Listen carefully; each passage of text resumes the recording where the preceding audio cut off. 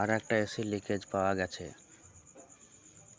AC coil indoor নিচে নামিয়ে coil খুলে লিক চেক করা হচ্ছে প্রেসার দিয়ে। লিক পাওয়া গেছে, অনেকটা বড় লিকেজ,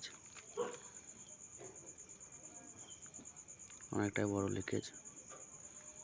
কয়েল খুলে গামলার মধ্যে জল নিয়ে লিকেজ চেক করা হচ্ছে।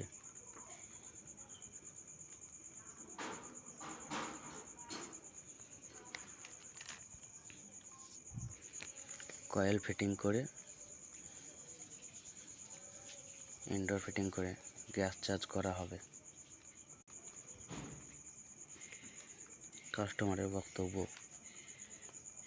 এসি ঠান্ডা হচ্ছে না। চেক করতে গিয়ে দেখি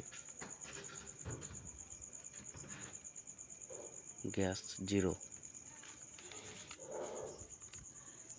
এসির আউটডোর, এখানে কোথাও লিক নেই।